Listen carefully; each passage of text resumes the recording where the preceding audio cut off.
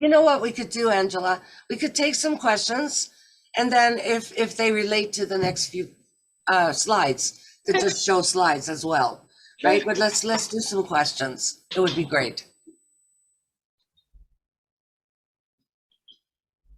Yes. Hi, Miva. Hi, Angela. Angela, I'm curious. You're an experiencer, correct? Yes. Um, I can't remember if you've explained, or do you have an idea as to why, or do you know why they take you? From the very first encounter I had when many of them were standing in my room when I was 8 years old, they told me to protect my biology, to live a certain way, to do things this way and not that way, to not smoke, don't drink, don't take drugs, you know, don't pollute your biology, protect that at all costs. And I know through everything I've been through since then, going back to that I have to agree that I agreed to come here to own my biology so that I could be used to benefit whoever it was that sent me here. I had another event when I was 28 where I walked out and I was not human. I was not male or female. I knew a lot of things about what I was and was not. And I was not the body in the bed. I was not Angela. I was not the personality of this life. I had walked out so far. I was what I was before I even was born here.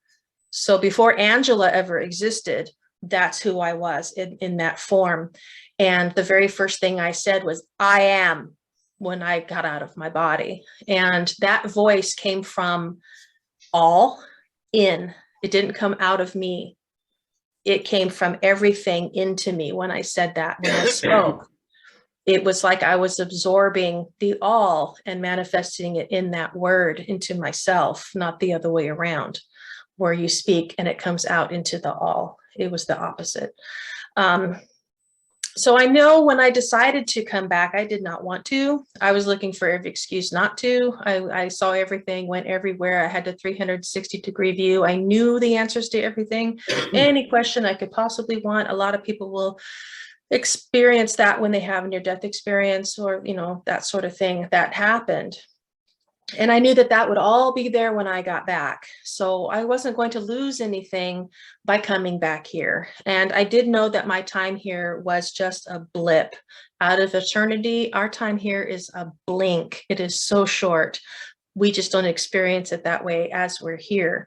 So yeah, I guess the shortest version of that, I know I've kind of wandered a bit, is that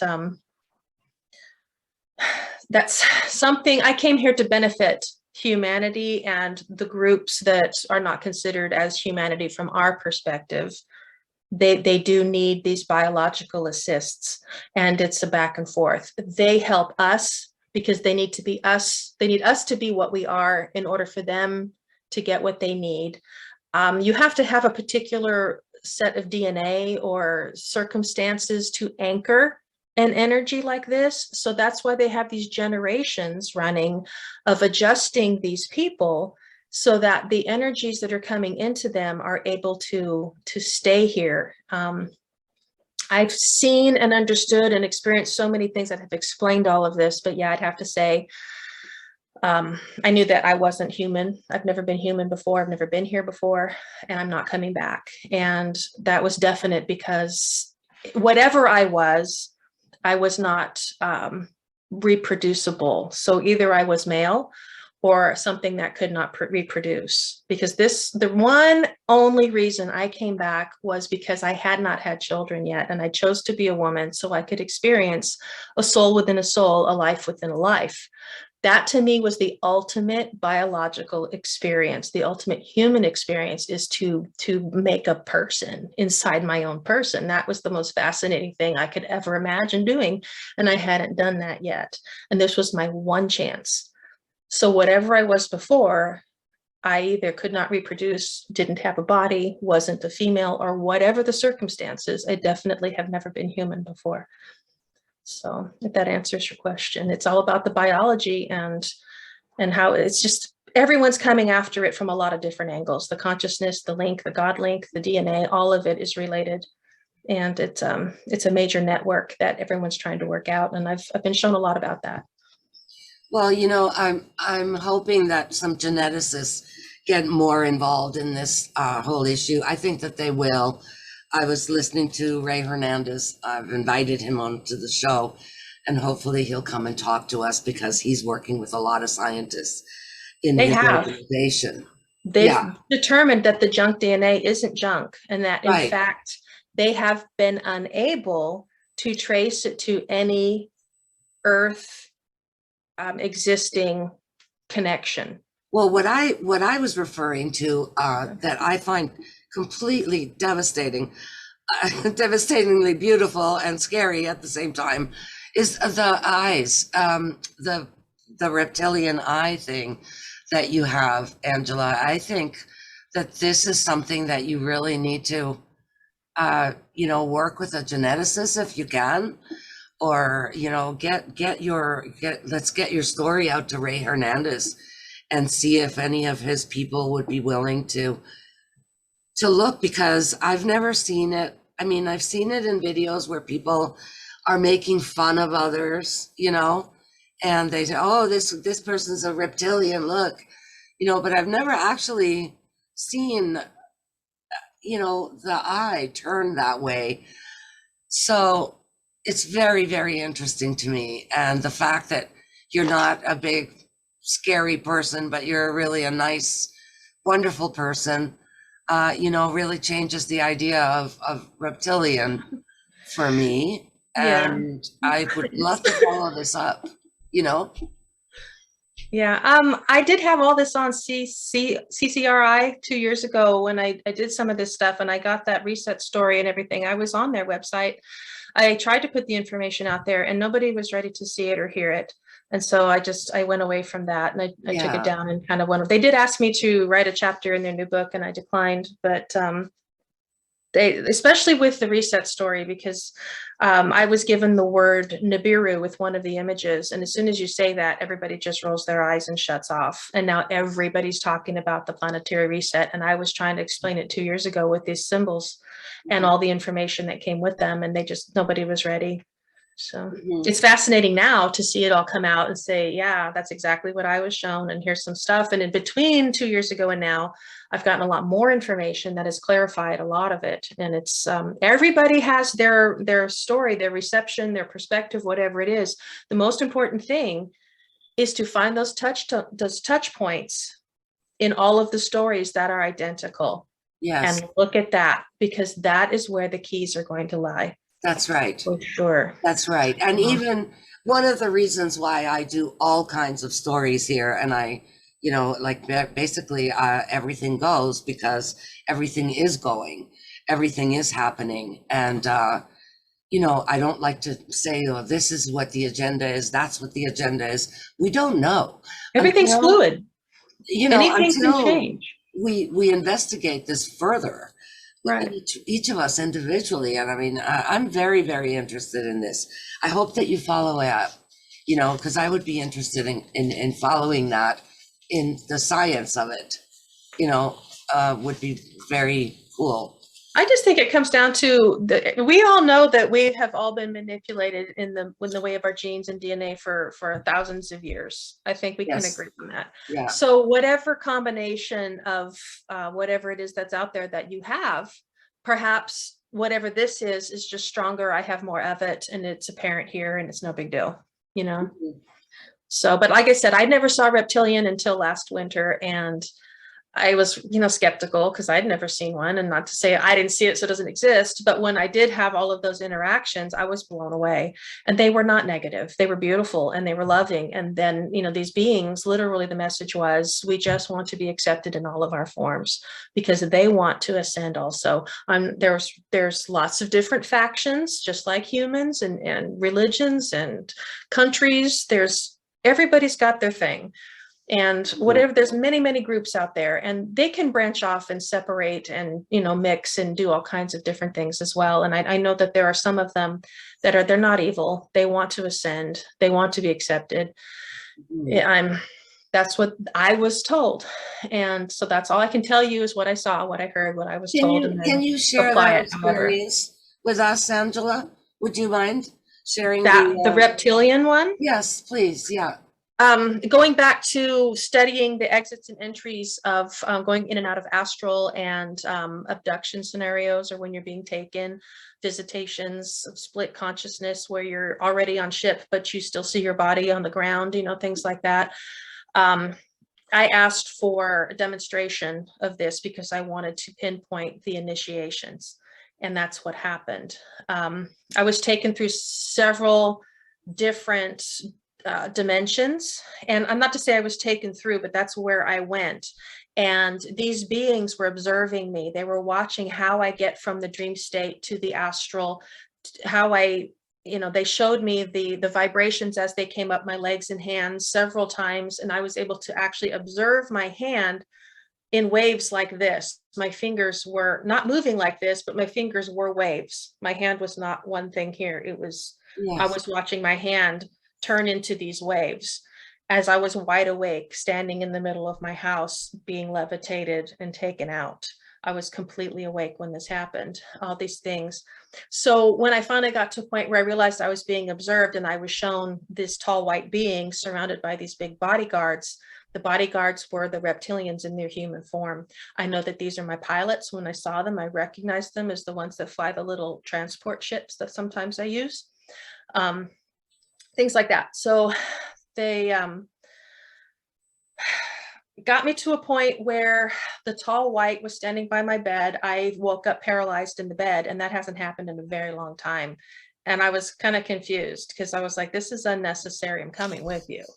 And this tall white standing there. And when I say tall white, I don't mean the human looking blonde ones. I mean that one that I showed you. This is the tall white. Okay. This one was standing next to my bed, and I said, this is unnecessary. I'm coming with you, to be frozen like this. So he kind of tilted his head. He didn't look directly at me, because when they do that, you no longer have free will. They're very controlling with their consciousness and their direct eyesight. So he was diverting his eyes. He kind of thought about it, and he let me go. And I was able to get out of the bed on my own and walk across the room to the three little ones that take me out. And this is kind of a long story. I had a demonstration of being taken out and brought back in, and that involved being rolled off of the transport into the bed. And so when he was there and I was lifted out and I was rolled off into a bed, I thought it was my bed again, but it wasn't. This time I was on ship in a bed, and I was naked, and there was a sheet in front of me, but not over me. And I felt a being behind me. And this being was very big. Essentially, the whole experience was about my willingness to feel bodily with my entire body and explore any way I wanted to his body as he shifted from the reptilian form to the human form. And that's what happened. So I felt him all over. I felt everything. It went, if I paused to think about something or I hesitated, they froze. He absolutely froze because he didn't want to scare me, and he wanted me to decide to keep going or not. At any moment I could have opted out, but I didn't. And eventually I was able to get up and turn around and face him. And when I did, I was standing on the bed and he was standing on the floor. And I looked down over his shoulder. I was barely tall enough to see over his shoulder, but I could see he had a tail. These little cups on the skin are like when you peel from a sunburn. These are the little caps that were left from the scales that were on his back. And he had a little weird ear. It was very small, but there was a bit of a ridge to form an ear. He was bald at this time when I saw over his shoulder. As I turned to turn around and face him, he lifted his head back, because it's like they just don't trust you to see their faces. They just know it's going to scare you so much and end the encounter. So I didn't see his face, but I did see inside his lower jaw. He opened his mouth and threw his head up like this, but I saw inside his mouth very clearly where his teeth had sunk into the gums. There was a deep crease where the tips of the teeth I could see. And then under the tongue was like there was a triangular mass in the bottom of the jaw that would be like a tongue, or what was left of it, as possibly it shrank. But the jaw itself was very round. I guess what you say, the muzzle, or from cheek to cheek, was very round. So as I'm looking in the mouth, that was a very round sort of shape. And then as I'm facing him, I could feel his chest and feel his shoulders, and his pecs were the size of dinner plates, and the shoulders were like bowling balls. That's how big these guys are. They're easily 3 feet wide, maybe 4 feet wide from shoulder to shoulder, really massive. But essentially I said, what's the purpose of this? Because as I got up, turned around, looked, he grabbed my head and put it close to his neck so I wouldn't see his face. So once I was on his neck and I was able to look around, I could see the tall white observing, and then the 3 little guys were back there waiting, and they were just sitting there watching. And I said, what's the purpose of all of this? And he telepathed, not him. He said, we just want to be accepted in all of our forms. He said, we are infiltrated everywhere, ready to fight for the light, ready to fight for you, fight for good from within. So what I received with that was places when they talk about these underground, civilizations and these things and all these evil stuff going on, there are beings within those places that once it hits the fan are going to turn on their own and fight right there within that space. And they said a lot of this has already occurred. So they're willing to fight their own for us in order to protect us and help us evolve, and they want to evolve as well. So one question I have for you, Angela, you're saying this is a tall white, but to me, this is what they call a tall gray. So do you think that the tall grays, or tall whites, as you call it, are reptilian? No, I don't know. I think they're completely different, but they're working together. To me, these are grays. Together, right. You know what I mean? So when the tall white, or even taller and bigger like this, I call these like the Q-tip heads. They have those little Q-tip shaped heads, Right, they're yeah. very plain. This thing's much taller. The head is twice as big. I mean, these look like children compared to that white one. Right, okay. Yeah, you can't really tell how big this is from the picture, but they're massive. Yeah, the head's got to be 1.5 feet wide. I mean, it's just huge. And it had a tail. How interesting. The reptilian had a tail, Right. and scales, and his skin before it shifted felt like an alligator print shoe or suitcase, where you can feel the individual scales. You could feel the cracks in between, but they were very soft and supple. They weren't like hard or, what you would expect, like the back of a turtle shell or something like that. So possibly that's just, maybe it was already transforming. I don't know. But to me, it felt like thick, like a horse hide. So very tough, very thick skin. But on the surface, it felt supple, but extremely thick and strong. And you can feel the indentations between the scales. But then the scales themselves were not like armor, like the ones possibly were on the back, because they definitely had a leftover shell after the transformation. So did you ever see him turn into a human from the reptilian form? So he turned into a man. Yeah, that's what this was. He was a fully human man. Right, okay. Once he transformed. Very muscular. I mean, you see the ones that they just have these ropes down the neck into the shoulder, just right. Very much so. Yeah. Well, so I'm not sure. I'm not running the thing. So are there any hands up that you can see, Angela? Anybody else? No, I'll stop sharing my screen. And then like I said, we have about 30 minutes or so, I think, if anyone has more questions.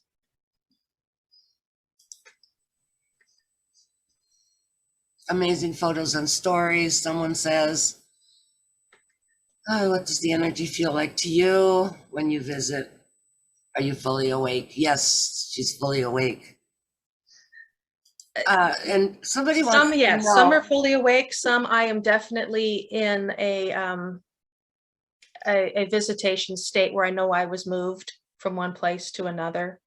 And somebody was asking if you're magnetic, if your face is magnetic, if you've tried the little magnet thing on your face.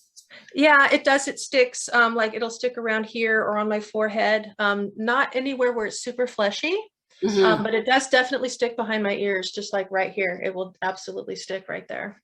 Wow. It'll stick on the tops of my shoulders. I can lean completely sideways and it'll sit right here on my shoulder and all my collarbones. It'll sit right here. Yeah. Hi there. Can you hear me okay? Mhm.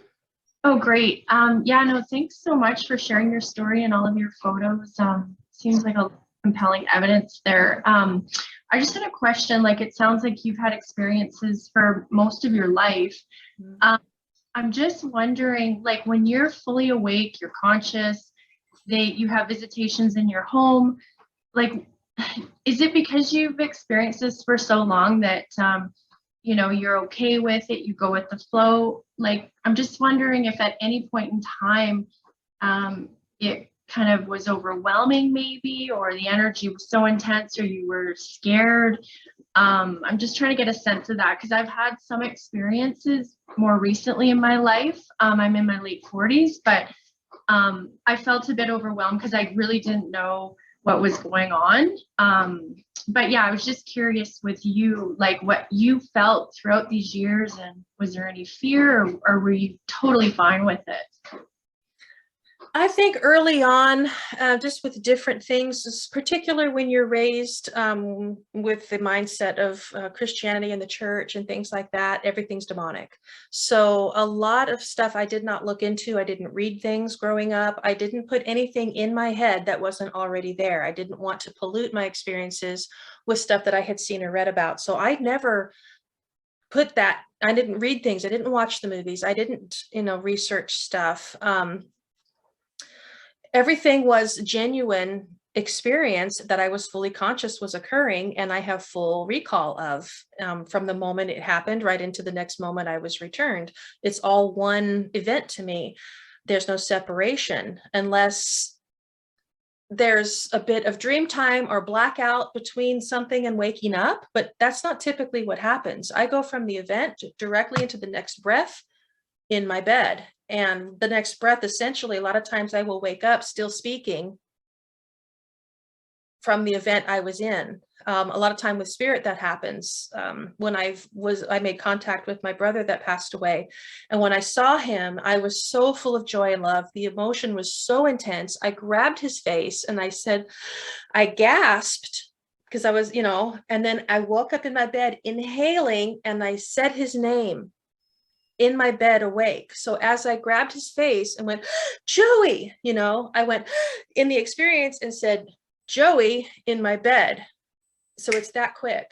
You know what I'm saying? So the same breath is in both worlds. That's how the transition is so instant.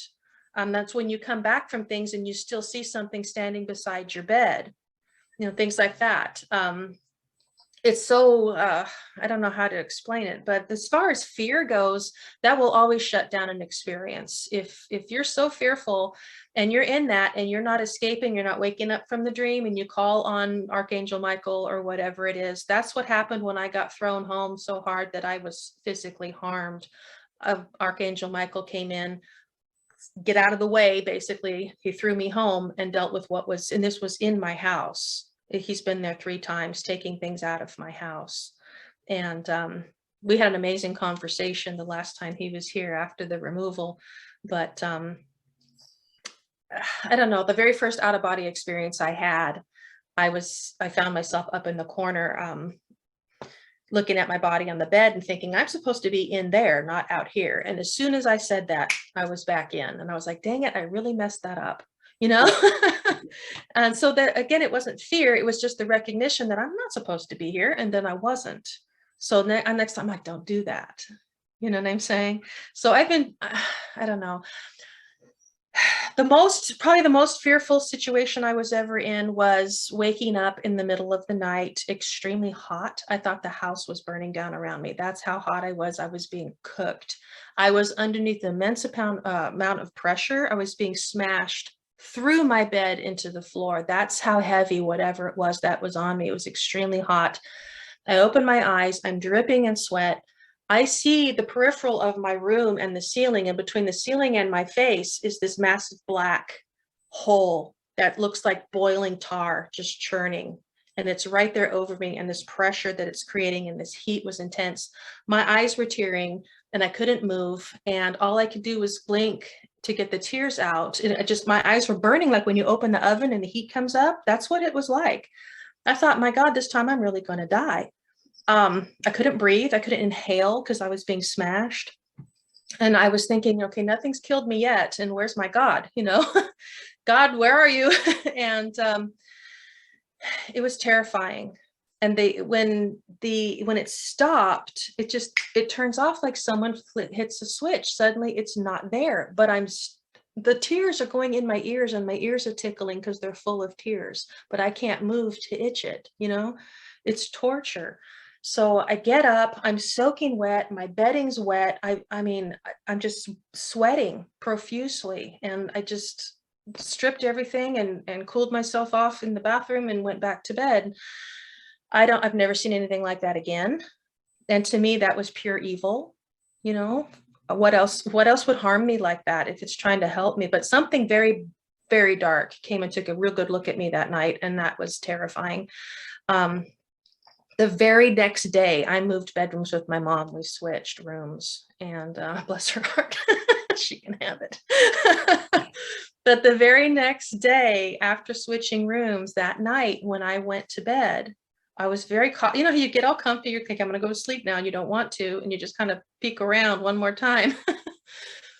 Next to my door, on the wall in my room, standing there, was this beautiful Native American man with his arm out, and he had this costume of a big black wing hanging from his arm. And the message was, you're under my wing. Every time I had something really bad happen, something super comforting and letting me know I wasn't alone and that I did well would follow it immediately. And that's what happened. I felt something crawl up onto the bed and settle down on my legs, and I wasn't fearful because he was there. And I was able to look, and there was a bear cub laying across my legs on my bed. He had gifted me this bear cub, and it was right there like an actual bear lying across my legs. I felt it pull the blankets as it climbed up. And this man is full on, full color, full solid, standing there telling me I'm protected. So I've had many visits of completely solid beings within my space and been able to touch them and interact with them physically. So, I just don't have the fear, I think, because it started so early. I have this fantastic event that took place that started a relationship with this shadow being that went 10 years. And at first I was startled and a little bit fearful, but, I just called on my God and called on Jesus and called on these things, and it didn't go away. But I was not fearful in its presence, because whatever it is I had was more powerful than it, and it couldn't touch me or hurt me. And I knew that, and I tested that, and we went on for 10 years going rounds with this thing. And I wasn't the only one that saw it. My entire family had experiences with it. My dad shot bullets at it, chased it out of our house. He didn't tell me until decades later that they had all seen it also. So I was on my own with this since I was 9 years old, trying to work that out, and didn't find out till later that everybody saw it, not just me. But when I was 9, I had being dropped into my bed from 3 or 4 feet above the bed, waking up, bloody nose, pajamas inside out and backwards, the whole thing. One time I woke up chanting Atake Pantenaru over and over and over again. And I knew it meant you are loved, you are loved, you are loved as I was saying it. And then, of course, decades later, we have the internet now. I looked up all of those words, and essentially they are all, each word is only found in one language. No 2 words are found in the same language. So they span the globe. But essentially it means from the beginning, you are of love. So, I just know since I was little that I was protected. I had this love, I had this connection, I had the angels. When I was 7, before the alien thing happened at a different house, I saw a full angel, full body, right in front of me, just inches from me. And the detail was phenomenal, just absolutely phenomenal. So I've always felt protected.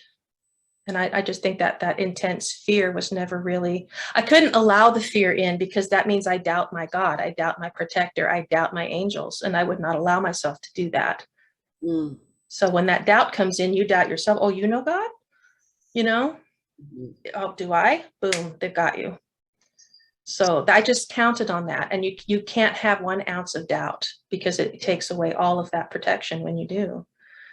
So for me, that was my experience. So Thanks so much. Yeah, and I think it's really nice to hear, you know, some of your stories, some of the amazing stories, and some that were, you know, a bit maybe fearful. But I think at the end of the day, like you're saying, it comes down to, you know, believing in yourself, and who you are in this bigger scheme of things. And the reason I was asking that kind of question was, a couple of years ago when I was in my bed, I did see with my third eye kind of an orb, and it was probably about 3 feet in diameter, and it looked translucent and like an ET curled up in it. And kind of the start of some interactions and stuff going on in our home and in the yard, lots of paranormal activity, including ET. I've been interacting with spirits all my life, not a lot, but here and there. I've always known that, you know, this is, you know, they're there. But yeah, so I had one particular experience a couple of years ago where I was sleeping, and it was like I was not remote viewing, but I was kind of out of my body, checking out my basement. And all of a sudden it felt like something rushed me and connected with my body out of nowhere. I was back in my bed, but then my whole body went through some transformation, energetic transformation. I didn't know what was going on. And then my astral body started to lift away from my physical body. And that kind of freaked me out, because I haven't had that kind of pure conscious experience. And it scared me, because I thought, ooh, if I'm lifting from my body, like, what was that other energy that kind of connected with me? yeah. Scared me. So as soon as it scared me, I went right back into my body, like you're saying. So, but anyway, yeah, I just wanted to share that quick story. I can back that up with an experience of my own, that when I told you I walked out of my body when I was 28, that was initiated by an entity being in the house that I was defending myself against. So I know exactly what you're talking about. I was asleep. It was early in the morning. I knew I was alone in the house, and yet I felt a presence. And so, you know, you're half asleep, but again, you take a look around. And I didn't want to wake up that early. The sun was up, but I just wanted to sleep in. But here comes this black figure into the rooms, just charging me. So I sat up to defend myself. And when I did, it went clear like heat waves, and then retreated and left the room. When I laid back down, it came back in. As it came in and was solid and black, I was in my body. And the fear and the need to protect myself was there. So I would sit up. I didn't realize I was sitting up out of my body, because when I did, the fear was gone. I had total command. It feared me, went clear, and retreated again. This happened 4 or 5 times before I realized I'm coming out of my body. I turn, I see myself there. I'm like, oh, here we go. So I laid down, and I'm rocking back and forth, trying to connect, and I'm not connecting, and it's coming at me again. And as I'm doing that, I'm feeling my energy body peel through the surface of my skin back and forth, and it's really tight. And I'm feeling that sensation right to the tip of my nose as I'm rocking back and forth, and I'm not connecting, and it's coming at me. So I just get up, I stand up fully out of the bed, and I roar, I am. And then it took off again, of course. But when I said I am, I didn't speak it out of my mouth like we experience here. It came from everything in. That's where the sound came from. It manifested from the all in, not from me out to the all. It was opposite. I think that's fascinating. I went after it, and when I did, I realized my eyesight was not at my eyesight, but it was at the ceiling. So I was 3 times bigger than myself. My head was way up by the ceiling. I'm walking through the house going after this thing. And the whole time I'm talking, if you're not of the light, you must leave this place and never return. I'm making all of these commands and demands. You can choose again, choose God, choose the light, go now. You can always choose again. And it kept running from me, and it wouldn't engage. It wouldn't talk. It just kept trying to hide, but I could see it even though it was still clear. I went to the front door. And of course, my hands are really big, and I'm not in a body. I was able to unlock and open that door. It was hard because my fingers were really big, but I got the little latches to go, and I opened it. It just, you know, it was like a dollhouse in my giant hand, but I got the door open. It shot out, and I closed the door. I went back to my body. And then that's when I went outside and explored everything and decided whether or not to come back. It was a whole big story, but I physically manipulated that front door without my body. And I've done that since. So actually just a few months ago, I had an experience when I walked through my bedroom wall onto a ship. And when I came back, I wanted to prove somehow physically that that had actually happened. And my body that I was experiencing it was physical. Now, it's hard to tell, because if I can do that without my physical body in the one sense, how do I really know it's just the energy body or not? But I came over to my dresser, and this thing weighs 15 pounds. This is a big stone ball. And I rolled it out of its holder with whatever body had had that experience. Because when I got back and I woke up in my bed, I ran right over here and I checked, and this stone had been moved out of its holder. And that's a 15-pound stone. So I was able to move that coming back from that experience, whether it was my physical body or my astral body, I don't know. I just know as soon as I grabbed that ball, they snatched me back and I woke up in the bed. So, but I was able to move it before they got me. These Wow, are that's amazing. incredible. Yeah, thank you so much, Angela, for sharing that. Yeah, but that fear and that need to defend myself is what initiated that walkout. And I wasn't going to come back. Anybody else? Oh, Yeah. Mitzi has her hand up. Yeah. I just want to thank you, Angela, for sharing your stories and your experiences. And I feel Absolutely my pleasure. And I feel really good because these are some of the experiences I had. And every time I hear someone say that they've had them, it kind of confirms that I'm not the only one. So thank you. It's very comforting because you know what, you were there, you saw it. And that's what I was going to call my book. It happened. I was there. But, you know, and until you may, to anybody else, it's just a campfire story. They can take it or leave it. And this is what religious faith is. You can take it or leave it. You can choose to believe something or not. But once you have that experience, that's truth with a capital T. And you can't turn your back from it because you will harm yourself. If you deny your own personal truth, you're going to hurt your being on an energetic level and a lot of different levels. And so I think when you have these experiences and you're ready to face them, it's very healing. And that's why I'm here, because I want to talk about it just for my own benefit. But for sure, when I find these touch points with other people, it's just so joyful because the healing is not just me now, it's someone else, and it's mutual and it's expanding. And that healing is about honoring truth. And that's so important right now. So maybe denial of anything, we all know, causes dis-ease. You hurt yourself if you turn your back from the truth, and you can't untruth something. So That's so true. That's so true. Thank you. It's definitely time for us all to come forward and tell our stories. You know, we'll put it together as soon as the stories are coming out. yeah. We'll put it together one by one. And in the worst case scenario, Puzzle. if all of this is a simulation and everything is just an exercise in perspective, then great. You know what I mean? We're learning from the experience, regardless of how solid or insignificant its existence really is, that for whatever moment we're in, seeing all of this, it's changing who we are. And one of the things I've taken away from all of this is that, you know, living a human life doesn't make you human. It gives you the opportunity to change humanity. And we don't even know what that is. We don't know what humanity is, do we? Because isn't that what we're all trying to define here? If it's being entered into by something that's not human, that's maybe it is.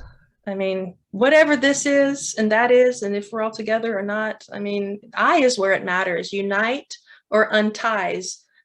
The I is where it matters. It's personal. What you do really does matter to the whole. And that's the most important thing. It's like you really have to go within the self and love and honor that. And by doing that, you most specifically love and honor the whole. You can't do that externally.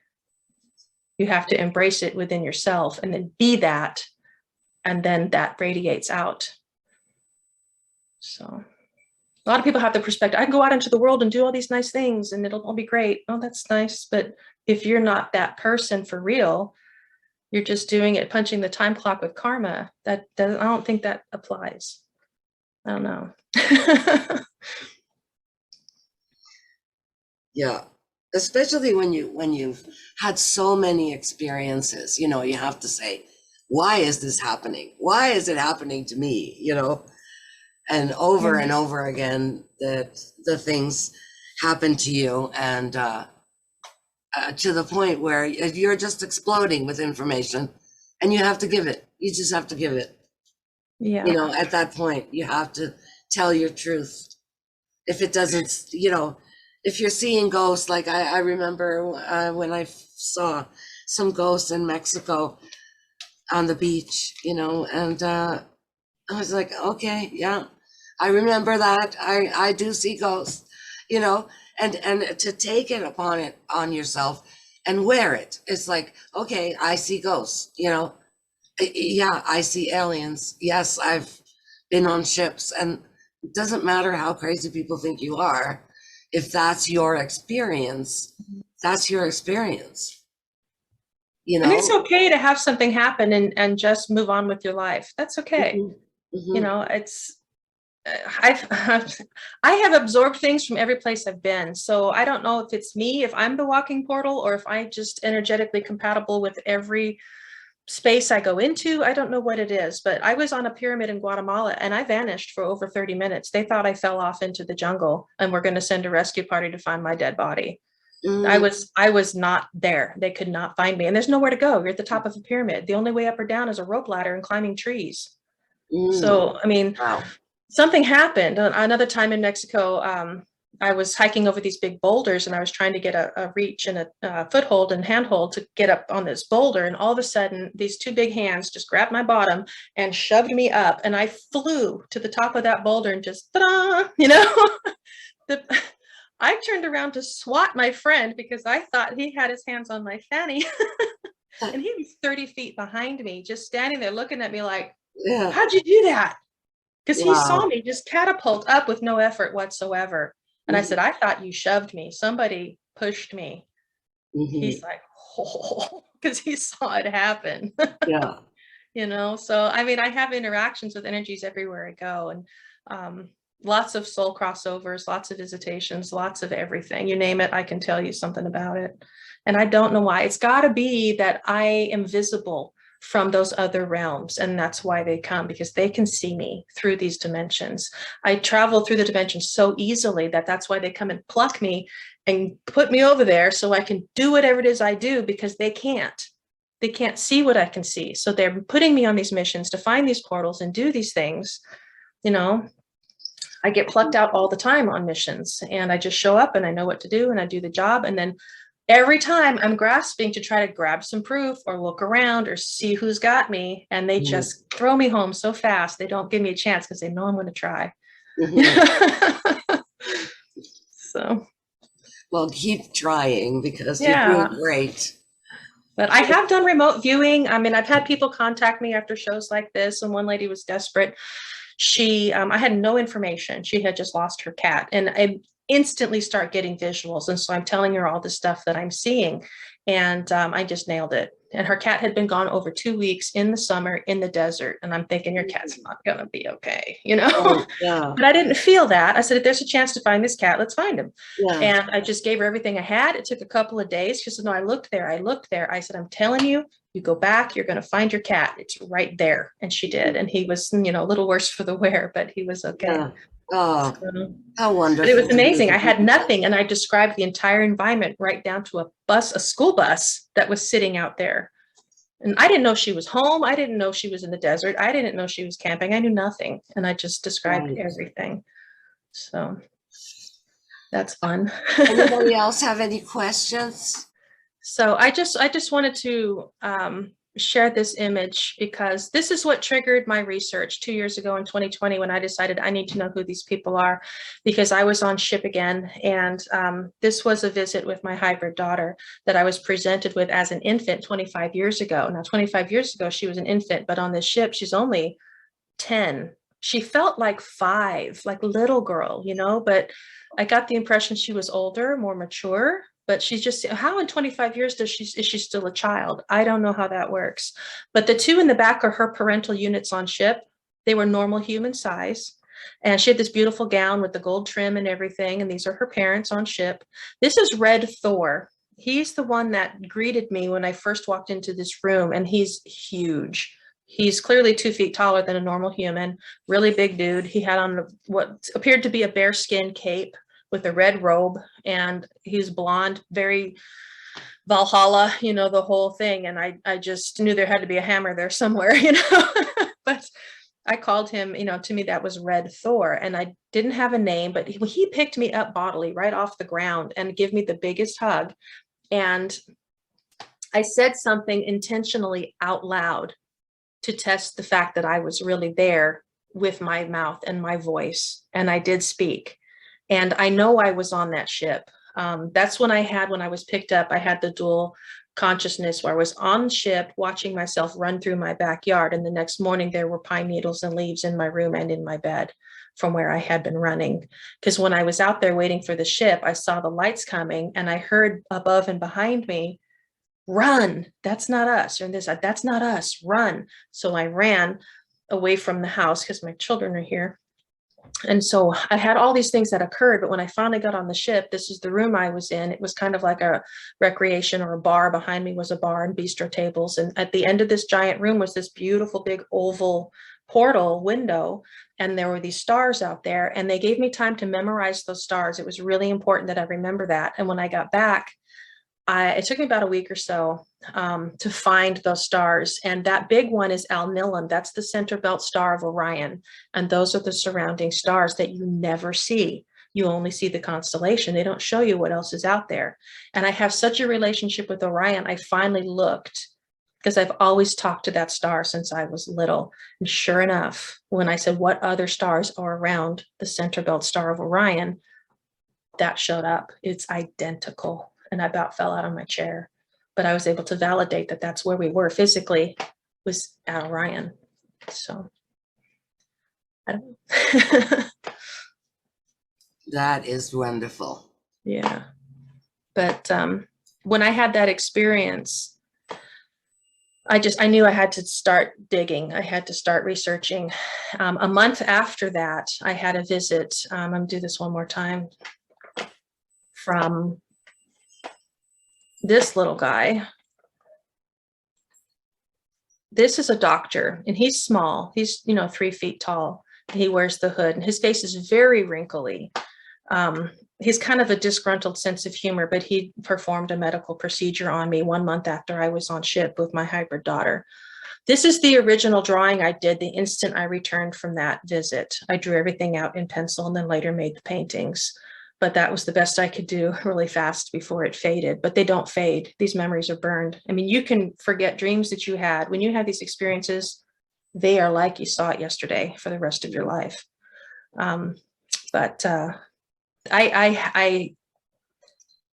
an experience a month after I was on ship with this guy. There was medical follow-up and a whole year of tracking everything to make sure it wasn't some. I'm 51, so I thought, well, maybe this is menopause. It was another carry. I carried again, and it happened one more time. And then when I went through the wall that I was saying about moving that stone, something happened that made me run back. Now, sometimes I'm taken by other groups that are not my family, and they do things and they're not supposed to have me. And I realized when I thought I was with a being that I knew, that it was not that being, it was a machine. And I kicked and punched and ran away from that machine, and I was physically harmed. And so I've had some serious medical follow-up from that visit a few months ago. And it's not something I really want to get into, but the biological aftermath of the reproductive visits are 100% real. So when I carried 4 times in my 20s, I didn't have anybody in my life. I was not with someone. So there's no possible way I could have been pregnant 4 times. And I went to roughly 3 months. I had morning sickness. I had all the things. And I knew I wasn't pregnant. Couldn't be, right? And then one time I remember being on the ship on the table, and I'm able to look to the side, and there's another table, and there's a fully pregnant woman on that table, great big belly. And I was like, oh no. I said, you cannot send me back this way. I can't have a baby by myself. I'm not doing that. You know, I remember that. And, but I didn't. I just was, I know I had mornings. I worked in a bakery. I clocked in at 4 a.m. I had morning sickness every day. I go to the store, you smell the bakery, go get sick, then I'd be fine. Until I actually was 35 and had my first child, I knew absolutely for certain I was pregnant those 4 times, because there's no denying those symptoms. And so when I really was pregnant in the here and now with my own child, it was exactly the same.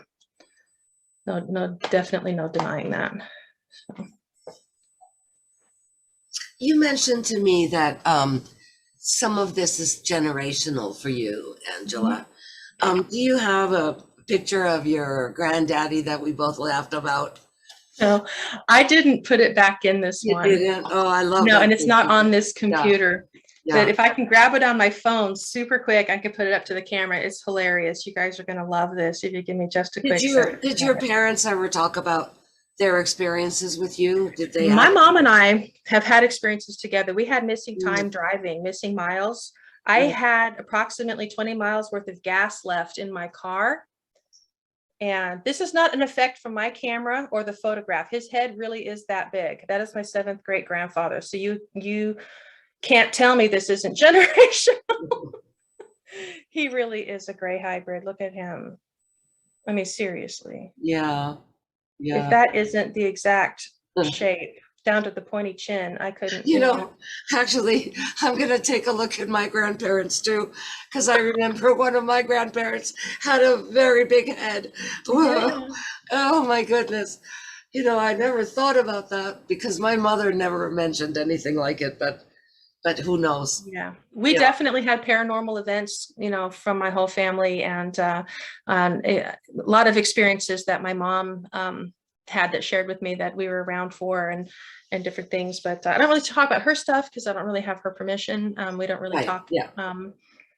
But yeah, it wasn't just me, for sure. It was her. And we have had experiences together, especially when I was driving from Oregon down to Southern California to take her to visit family. And in that trip, we had, I was expecting to see this great big city within 10 to 15 miles, according to the signs. And I was, you know, the light wasn't on yet, but I was 1 tick away from that light going on in the gas tank. I knew I had about, 20 miles to go. So I thought I'm going to be dead empty when I get to that pump in 15 miles.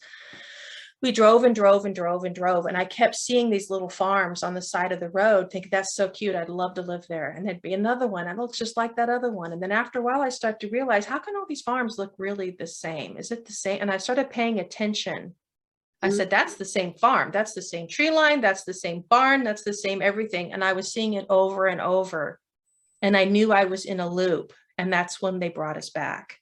And we were 60 miles past that city with missing mileage, because she had a brand new car and she was tracking the mileage. The time was gone. The miles were gone. We went 80 miles on 20 miles worth of gas. How is that possible? And the mileage wasn't on the car. Yeah. So we got picked up together, car and all. Yeah.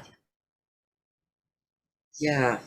It was a very awkward weekend because we spent a couple of days with her family, and then coming back up, we were just waiting to see that city. And it was a great big city. How could you drive past something with 6 exits, McDonald's, all the things, a university, a sports farm, the whole thing viewed, all visible right from the freeway. We never saw that city going the other way. We never saw it. Wow. But when we finally pulled over, it was just a barn and 1 gas pump and an antique store. And the guy said, oh yeah, that's 60 miles north of here. And we're like, we thought maybe it was the next exit around the next bend. He said, no, you passed it 60 miles ago. And we're like, no way. Wow. That's just not. Yeah. Yeah. Crazy. Oh, amazing, amazing, amazing.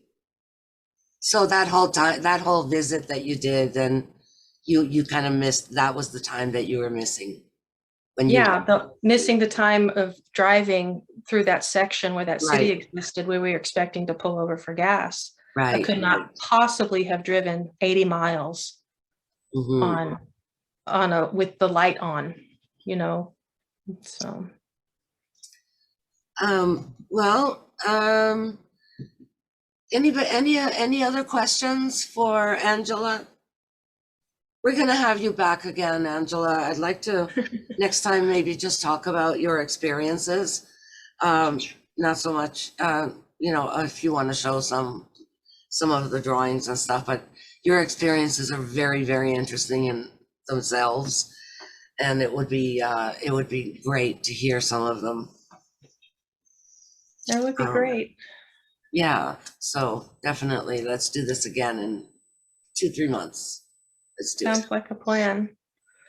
So How's everybody? they're all stunned and silent. Yeah, I know. Ready for Mother's Day brunches? What? You know?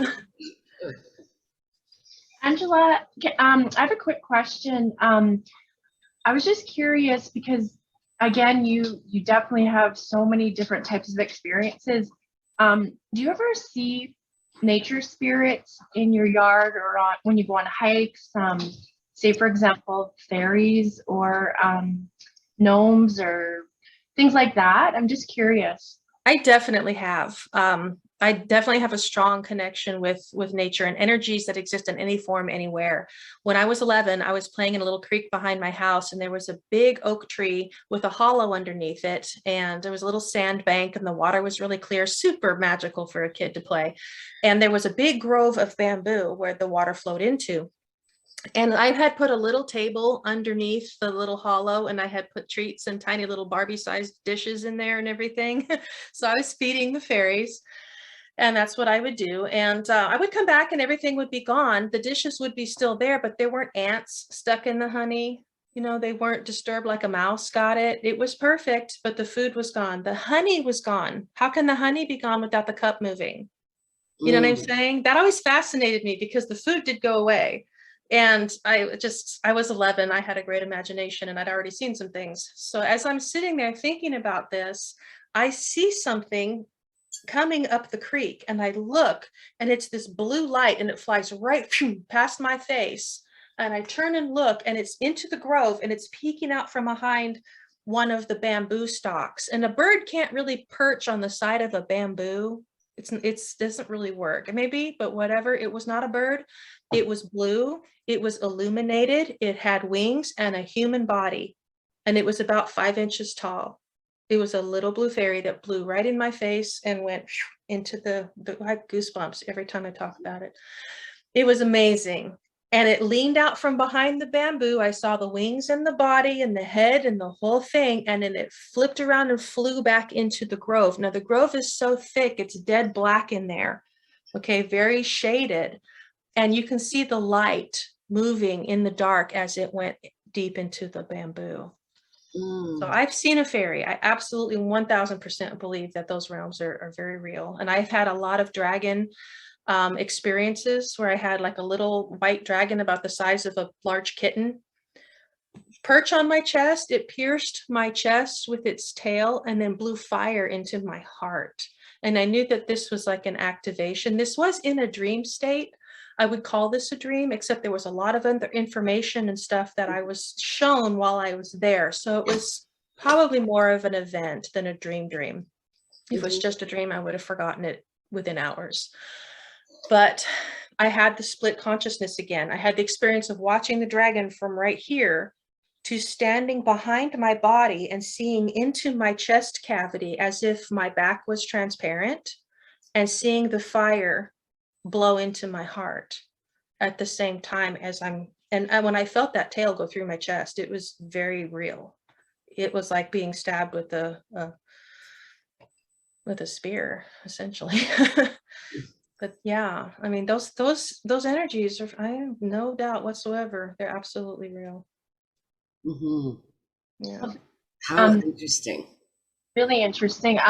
I was just out in my backyard about 3 days ago, and I'm on like an acreage, about 5 acres. And I don't, weird because it was at night and I was in the house, and it was kind of like something I just said to me, you know, go outside and bring your camera. And I thought, okay, yeah, I'm gonna, and I went with my boyfriend and took, I don't know, it's weird. We sat there first and we were looking up at the sky. We love star watching. And then I started to walk around the yard and take photos randomly. And I actually captured a couple of really interesting photos. One was an orb that was moving in the picture frame, and you could actually see a little body in there, and it looked like a gnome. And before ever seeing stuff like this, I thought gnomes were kind of like, you know, Snow White and the Seven Dwarfs, and it was all kind of fictional. Mhm. I'm like, oh my gosh, like there could definitely be truth to this. And I have images on my phone, you know, that kind of represent what it would look like. Drawings that you see, you know, on the internet or through Snow White, like it was really bizarre. But I do have them, and at some point I would love to share them with folks in this group if there was ever an opportunity. And I also captured a smaller being. That's what it looked like to me. And it looked amazing. Like it looked like a little mini angel or cherub, something, I don't know, but it's definitely another image that is pretty interesting. So anyway, yeah, thank you for sharing that. Lisa, thank you so much. Yeah, write to me. I'm trying to compile a list of people that want to do this show. You know, we need a few people to bring their photographs. I certainly don't have as many as Angela. I have 3 or 4 things that I could show, and other people might have 3 or 4. And then we could show each other the photographs, and they would be on record, which to me, having the stuff on record is really the important thing. It's the disclosure, right? Look at this. You know, this is what we have. And yeah, I would love to see your photos. And I believe that these nature spirits are also coming back as part of this dimensional shift. You know, we're able to see things that we hadn't been able to see before. But I think that our ancestors saw them. Otherwise, why would they write about them as much as they do? You know, I as agree much as they completely. did. Yeah, these pictures, again, these are not my photographs, but they were shared with me. And we're talking about nature spirits and outside. My friend has this beige mist that is all over his backyard. And these are photographs from that. And this little guy is feminine, and she dances all over his backyard and lets him take pictures. And this is sort of a light burst of her energy body. You can see the head and the body, and she's dancing, and this is her light form. And she came right up to the camera because he didn't have this picture. This is what I did to it. But this, he just had the picture of his backyard. You can see these trees here and the roof of his barn, okay, reflected in this. And all he had was the picture of these structures and this brown mist. I filtered it and brought forward what it was, and it's her eye. She came right up to the camera, and you can see this is a reflection on the lens of her eye of his yard. And this is the eye, of course, and this is the little wrinkle underneath the eye. So this would be the skin. This is the lens, and this is her eye right here. Ooh. Yeah. So he takes these pictures of this mist all the time, and I filtered them and said, that's her. So just incredible stuff. Yeah, I can see some other ones in there that you didn't point out, you know? I like to do drawings of these things that I see as well.